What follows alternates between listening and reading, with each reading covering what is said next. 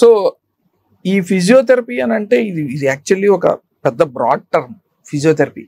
అసలు ఫిజియోథెరపీ అంటే ఏముంటది?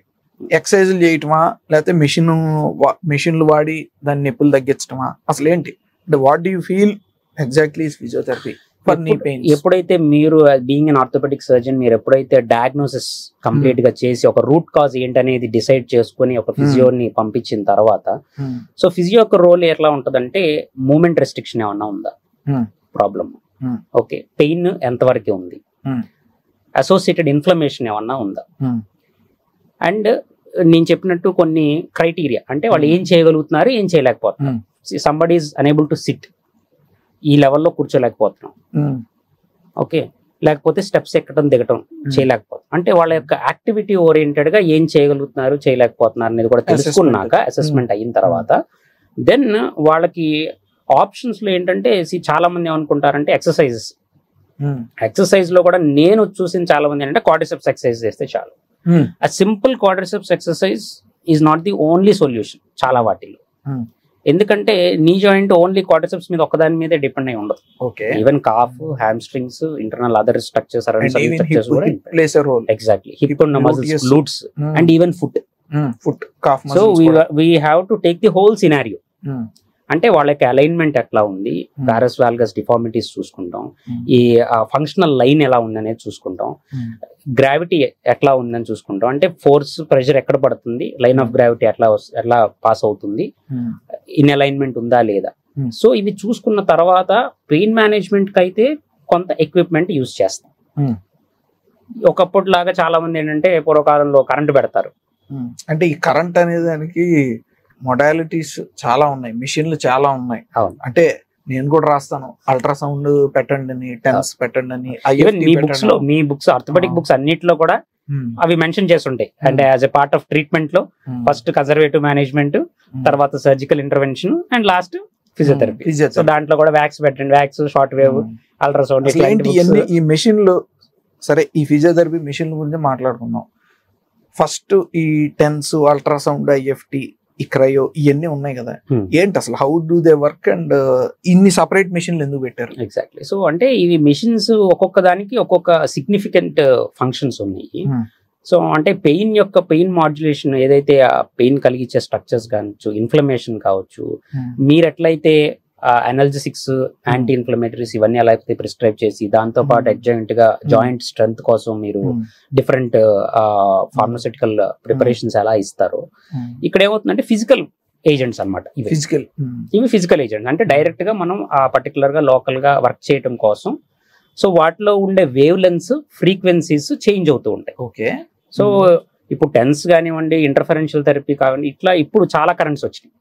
Russian currents, Tecar, matrix, even laser. ఒకప్పుడు కోల్డ్ లేజర్ మాత్రమే వాడేవాళ్ళు, విచ్ ఇస్ అరౌండ్ 690, 680 నానోమీటర్స్ మాత్రమే వేవ్ లెంత్ ఉండేది.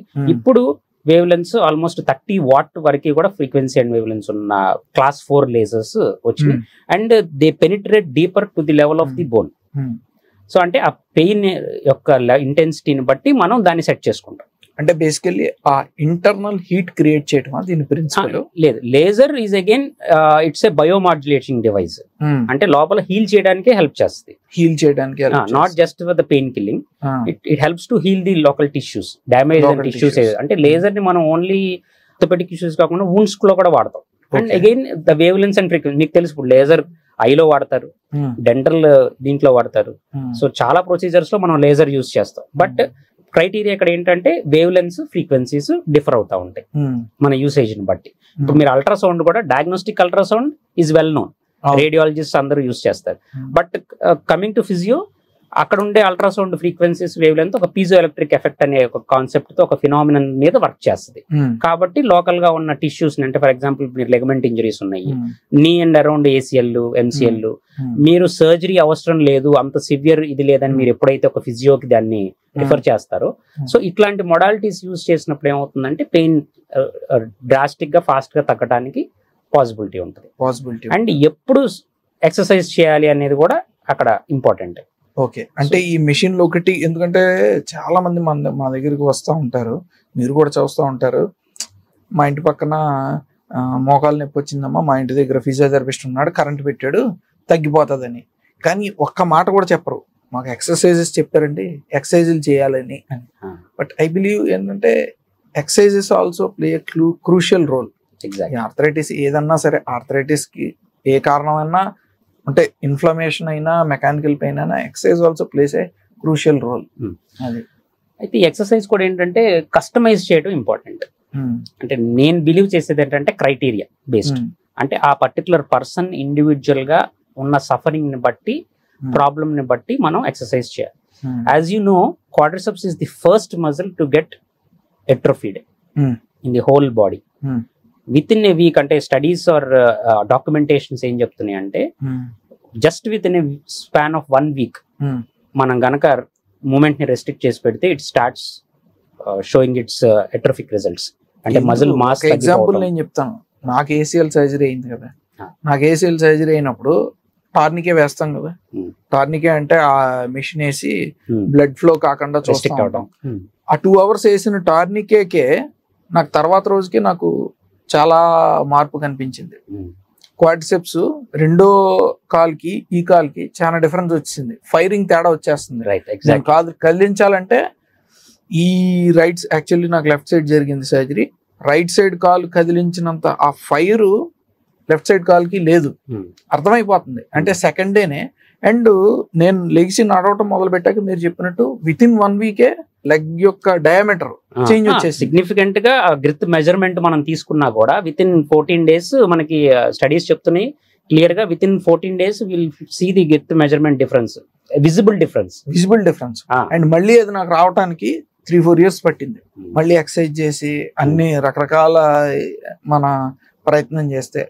So okay, it's the main muscle. Exactly. So దీంతో పాటు ఏంటంటే మనకి ప్రతి మజిల్ వీక్ అవటం వల్లే ప్రాబ్లం రాదు. ఇంకొకటి మనం గమనించాల్సింది ఏంటంటే there may be weak structures, there may be tight structures as well. Okay. So tight గా ఉన్న వాటిని మనం రిలీజ్ చేయాలి, వీక్ గా ఉన్న వాటిని స్ట్రెంథెన్ చేయాలి. అంటే you mean strengthening exercises, stretching exercise. వీటితో పాటు నెక్స్ట్ స్టెబిలిటీ.